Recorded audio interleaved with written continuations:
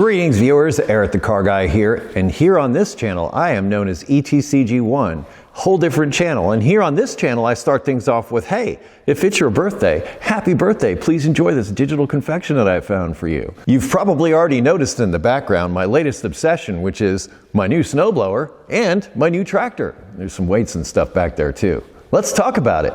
And this guy here is my new tractor with very loose steering. I'm pretty happy with the purchase. I want to say pretty happy because I paid so little for it. The downside is that I believe the transmission is having issues. I didn't notice the fluid on the outside of it until I got it back here. I think I can fix it or not. And in my defense, I don't necessarily mind if something's broken when I purchase it like this, because that's content for me. That if I fall on my sword so that you don't have to, I make the mistakes so that you don't have to, so that all you've got to do is watch a video. You're not out of pocket anything other than a little bit of your time. So the reason I chose this model over going with my existing lawnmower that I already had, that already works and everything else, I found out that the snow blowers that come with that model of tractor is the newer version, the 3-stage version, which we'll talk about in a minute, which didn't do as well as the 2-stage version. So that was part of it. But more than anything else, the 2-stage version is the one that I found. But then I went looking for, I first bought the snow blower. So the snow blower was the first thing I bought. But then I needed to find the tractor that it would fit on. And what I'm going to provide for you down in the description is a link to a company that has manuals and everything for all of these. And what I was able to find was a compatibility chart. So they've got a chart with all the different models that Cub Cadet makes and all the different attachments that they make and what fits on what. So I needed to make sure that that would fit onto the tractor that I got, and that compatibility chart that I mentioned is how I did that. And this one was like, yes, yes, yes, it ticked all the boxes as far as connecting up to that snowblower. So that's the main reason why I got this one. Now, I also went a little bit further because there were several other ones that I was looking at. And I wanted to make sure, since I am running a snowplow, that's a lot of weight and that's a lot of, well, machinery for something to move. So I wanted to make sure that the engine was also going to be capable. I actually looked at another less expensive lawnmower that I could have gotten, but the engine was like the single cylinder, not so great engine. So everything would have bolted up to the chassis as far as the snowblower is concerned. But as far as the power output of the mower, I didn't know if that would have been sufficient. Before we go further, let's go outside and compare this one to the one I already had when I bought this shop/house. Let's first start with the models. This one is an XT1 Enduro series, and this one is an LTX 1050 KW. The differences in the two models are, well, this one is an older version, and this one here is the newer version. In fact, this is one thing that I learned. So you can find the serial numbers on the underside of the seats like this, and what you'll find, these have a date of manufacture. The older ones do not, and my snowblower does not, and I'll show you that on my snowblower. But the 5th digit of the serial number, so 1, 2, 3, 4, 5, the last digit is a 6. You see the date of manufacture here is 3 of 2016. So the 5th digit is the last date of manufacture, but that could be 2026, that could be 2016, that could be 2006.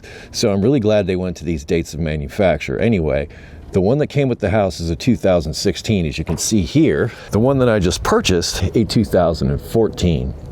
So this one is 2 years older than the one I already had. And you can see there's some differences here. One of the main differences that I know of is the PTO. So the PTO on this one is a knob that you pull, and that engages and disengages the PTO, which would be the mower deck, or in my case, it would be the snowblower. On this one, the PTO is engaged via this lever. So you take this lever, you bring it down, and you hook it over to engage the PTO. So this is what engages and disengages. So this one's a lever. Let's talk decks. This one, I believe, is a 42-inch deck. I couldn't say for sure, but it seems like it's a 42-inch deck. This guy over here is very proud to advertise that it's a 50-inch deck, which is substantially larger. And part of this comes from this KW designation on this, and also it being a 1050. So that's a little further up in the line as far as these tractors are concerned. So even though this one is older, it's actually a better equipped model. And for that, let's talk about engines. This guy over here, yeah, I forgot about that. Anyway, this guy over here is 22 horsepower, so it's actually pretty darn close to what the other one is. In fact, just almost no difference. This one is also a 2-cylinder.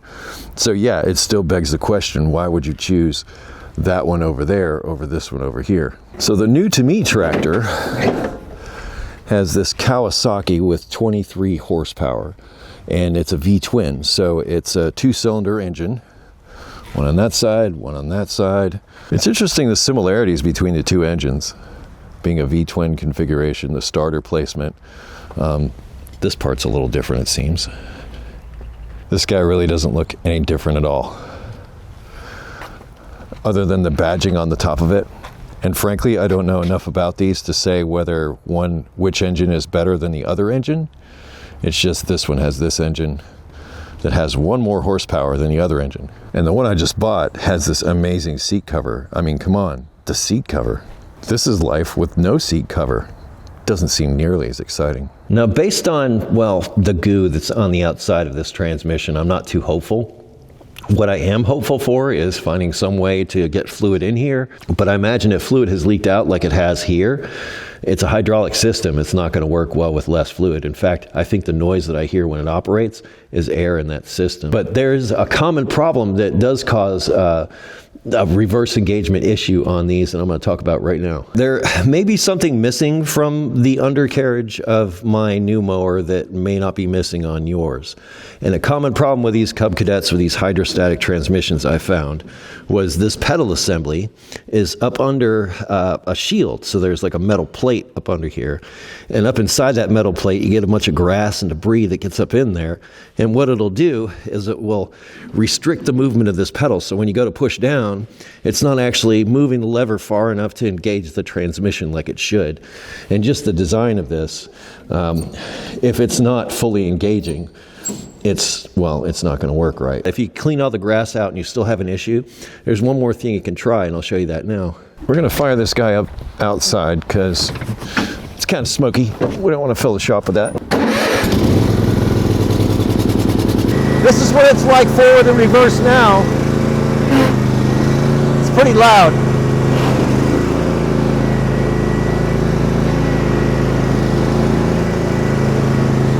What I read was, or what I saw was, is you can pull this out, go forward and reverse to try to bleed the air out of the transmission.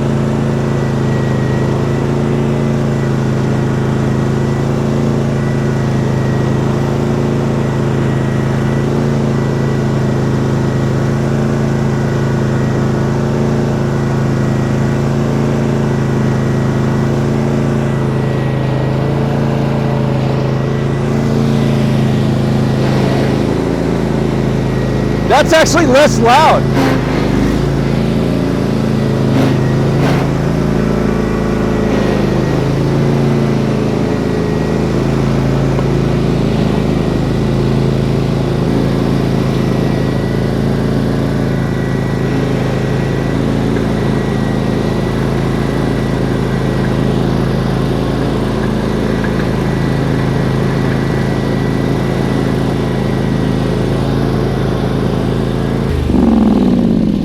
I think that's going to require further investigation. I did notice, like when I did that procedure to try to make the transmission work better, it did work better. So it does bleed the air out of the system. What this is this disengages the transmission back here. So if you just want to push this around, like if you try to push it now, you're going to encounter some resistance.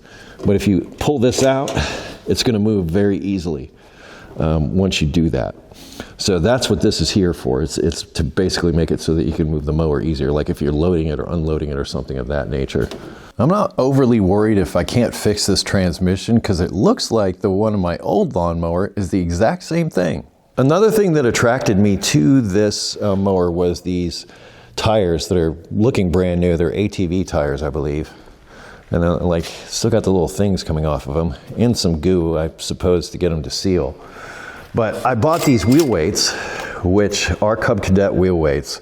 And the way these are designed to work is, you can see the bolt holes going through the inside. They come with these 4 long bolts, so 2 for one wheel, 2 for the other wheel.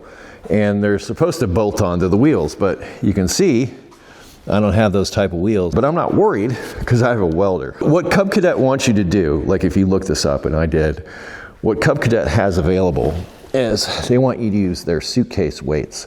And they have a bracket that you can purchase that comes off the back here and just goes over like this. So it's just a loop that bolts onto the back here, and then you hang these suitcase weights onto the back of it. And when I looked it up, when you use the snowplow, they recommend using 3 of these weights, and those weights are 42 pounds each. Now my hope is I'll be able to make some kind of something. I was thinking about taking these 2, putting them face to face and bolting them together into one big unit. And that 3-weight setup was 126 pounds on the back that they're looking for to go with the snowblower. And with this, I'm at 150 pounds. So I'm a little heavier than I need to be. I'm not too worried about that. I'll see if it is a problem. And if it is, well, I'll sort it out. But maybe I'll just use one. Like I said, I'll bolt these together, try to rig up something on the back of this to give me that extra weight. Because if you're going to put 100 so pounds of weight on the front of this thing, it's going to cause it to do this. So you want to balance that out with the extra weight over the back tires. You may have noticed that the other one didn't have a battery. This is because this one, the one that I bought, had a battery in it, and that battery was bad. So I just took the battery out of my good mower, put it in here just to, well, not have to like jump it every time I wanted to start it. Now let's talk about the snowblower itself. This is a 42-inch 2-stage. It's a Cub Cadet. And remember when we talked about the serial numbers, and we get a 7. And that means that most likely this was manufactured in 2007, which there are 2 versions of this snowblower. There's a before 2008 and an after 2008. So there's 2 versions. This is the version before 2008. Which one is better? I don't know, but as far as fitment is where that matters. So what this snowblower will fit onto as far as the lawn tractor or equipment, whatever, that is going to have a lot to do with that year differentiation between the 2. And I think a lot of that has to do with this piece here, which also came with it. And, oh, weird. So I didn't even realize this is a small grease gun, and I'm pretty sure they didn't realize that this was all in here and part of this. I did see the blades, and I was like, cool, new set of blades. This is really my first time getting into this, so hopefully these blades fit something I have. Well, I don't really need that.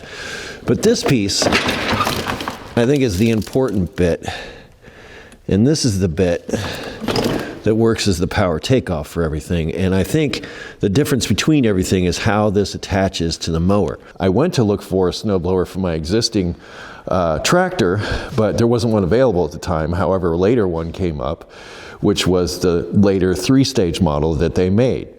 And then I went looking and did research about that 3-stage model of snowblower from Cub Cadet, and I could not find any like really good reviews. Seems people hated that. And then I looked further into it, and I found out probably the reason for this. And I'm not going to claim to be an expert with snowblowers or yard equipment or any of this stuff. But again, this is stuff that I learned, is the 3-stage has another auger out front here. It's supposed to help draw more snow in. 3 stages is supposed to be better, that kind of thing. But everything I read said that they were garbage. And one of the things that they had a big problem with was shear pins, and that's what these are. And these shear pins are here All of these sort of rotate independently on the shaft, save for this shear pin that's here. Say if they encounter something that causes them to stick or bind, rather than having that wreck the whole system, this pin is designed to be a sacrifice. So this pin will shear, and this thing will spin freely and not damage the rest. Well, hopefully not damage the rest of the equipment in the process. So snowblowers that I'm coming across, they all seem to have these on these augers. This is what these are called. And what these do is they move the snow towards the center, and then it goes in the inside part there. I should get a light. There we are. So it draws it back in there. So this would be considered the first stage. So all of these augers are basically directing the snow towards the center. So these come into this side, these come into this side, and then the snow is sent here to the second stage, which that will spin around and then throw the snow out of the chute. So that's how all of that works. And it's all driven off the same thing. The same belt drives it all. So this actually comes out, and you can see goes into this, and then probably through some kind of, I don't want to say planetary setup, but some kind of gearing setup is sending power to both sides. Now, in the 3-stage setup, there's another shaft that comes out the front here, and they put this other auger out front. I believe that's there to help draw snow in from the front, but it just, everything that I found about that said that that was like a design that didn't really work out so well. And in fact, these augers, if they were bigger and filled more of this opening, it would probably be more efficient as well. But we're going to find out how well this works when I use it. These are not the skids that came with this originally. I'm fairly certain of that. These are some sort of heavy-duty plastic skids that are on here. This is what rides on the driveway. So if it's metal, it could scrape up your driveway. And also, FYI, you've probably already seen it, you can take this whole thing and flip it over when you've got one side that's worn out. On the other end of the snowblower, we have the controls. Over here on the right, this is going to raise and lower everything. So it moves that pin down here. And that will allow you to use this to lever the snowplow up and down, or snowblower up and down, so that when you're not using it, you can drive everything along. On this left side, you have some cool bits. So you've got this handle here, which controls the angle of the outlet up there. And then you've got this crank, which changes the direction. So as you're plowing, you can turn this around, and that will redirect the snow where you want it to go. And that does that through a series of little U-joints here, and then this weird spring-looking thing that just sort of works its way around like a screw. So fairly simplistic. And I guess the biggest question is, Eric, how much did you purchase all of this for? $100. Yes, that's right, $100. I've showed you a bunch of stuff, and I've talked about a bunch of stuff. How about before the end of this video, I attempt to marry these two things together, remove the deck, and try to mount the snowblower onto here and see if I can get this to work before the end of the video. I'm not going to detail on that. I'm just going to do it, and then we'll stop back. Hopefully it'll be together and working through the magic of video. Magic.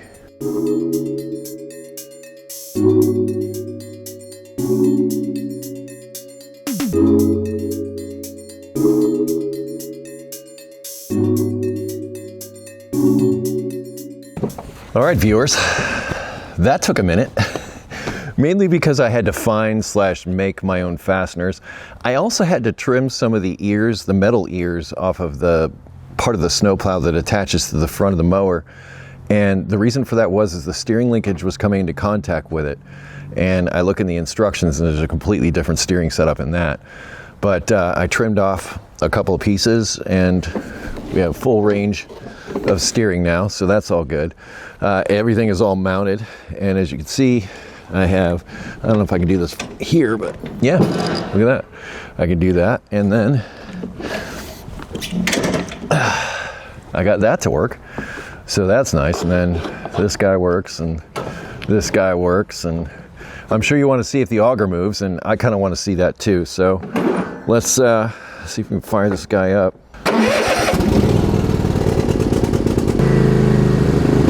Here goes.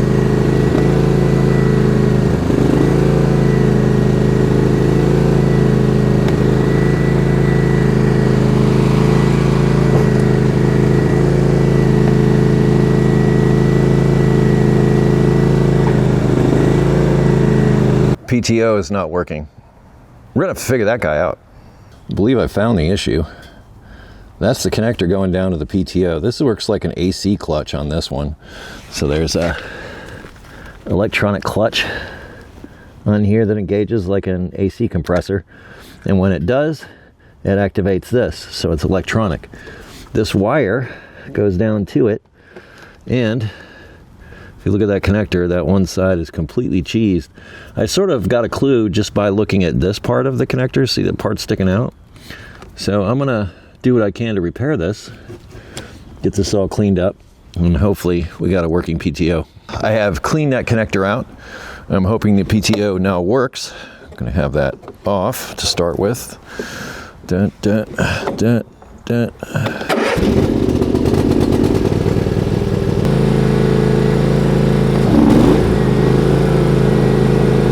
Feels like it's working. Yeah! I got myself a snowblower for less than $1,000. Let's see if it drives.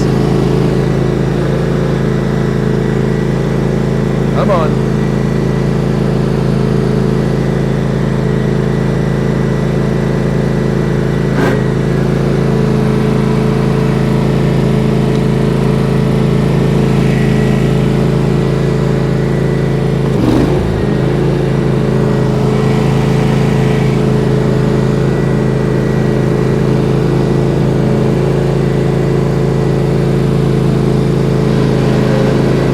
Have to work on that transmission.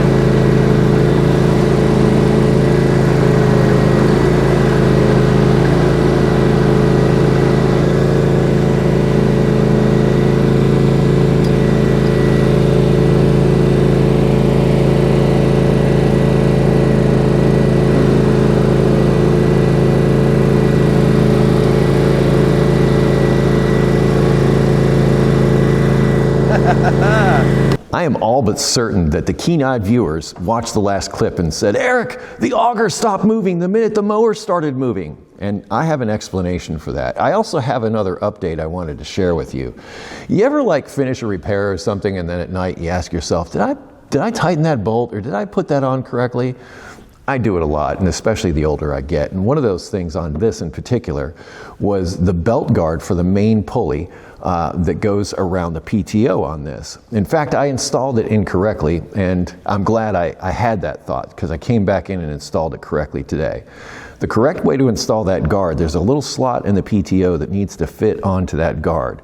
If that's not there, I'm not saying the PTO won't work correctly, but it could rip the wires out. And we already saw that I already had that problem. So anyway, I corrected that. The PTO and that belt guard are all installed correctly now, but I don't believe that had anything to do with the issue. I think that issue was because the way this mower is set up, the second you engage reverse, it disengages the PTO. It's called no mow in reverse, and it's a safety feature. It's kind of annoying. I think you might notice in those previous clips, the second that I engaged reverse, the PTO would disengage. And if you watch this clip, as long as I'm moving forward, the PTO stays engaged. So pain in the butt, I have to disengage and re-engage the PTO whenever I'm backing up the tractor, but the snowblower still works, and that's the important thing. So that was a safety feature. Nothing to worry about, it's just how the mower works. But anyway, I know you keen-eyed viewers were paying attention to that, and I wanted to give you an explanation, and I'm glad that I did. Anyway, back to you, Eric. Well, viewers, I'm gonna claim that I have, well, a really good snow removal rig here, and I'm very happy with what I paid for it. Yeah, I had to do some work to make it work, and there's still a little bit more work here. I needed to sort of tweak and refine a few things. As far as the weight on the back, I don't feel like it's out of balance, but I haven't started plowing with it yet or anything. That's not to say that I'm not going to try to incorporate some kind of weight onto the back. Either way, I have them if I need them. I have this. I have it for snow removal. I don't have to use my 20-inch electric snowblower to try to clear this driveway that's 1,000 feet long. I don't have to pay the guy to come and use his plow truck to plow everything out. And for those of you that might ask the question, Eric, why didn't you just get a plow truck? Well, you'll notice that this has a much smaller footprint, and I'm sort of debating because if I can make this one work and work really well, it has a 50-inch deck as opposed to the 42-inch deck on the other one. Yeah, this one has kind of a janky transmission. Seems to work okay when it warms up, but you know, there's stuff to be done there. That said, maybe I could sell the other one, use the money from that to fix things that this thing needs, like all the belts are dry rotted and everything. And then also, in addition to that leakage at the transmission, the drive belt going back to that transmission is completely wrecked. The drive belt on the deck is completely wrecked. I have no idea what shape the blades are in. I didn't want to dump the junk that's on top of that deck all over the floor. So I'll worry about that stuff later. I'm sure you have lots of questions, lots of suggestions. Feel free to leave them down in the comments. I love it when you do that. That said, I'm going to wrap this video up. Next time it snows, I will see if I can get this thing in action. But until then, I'll probably do some tweaking and tuning to make sure that it's ready to go when I need it. Other than that, if you have automotive questions, I'm going to ask you to head to ericthecarguy.com, linked in the description, along with lots and lots of stuff. Thank you so much for watching today. Be safe, have fun, stay dirty. I will see you next time.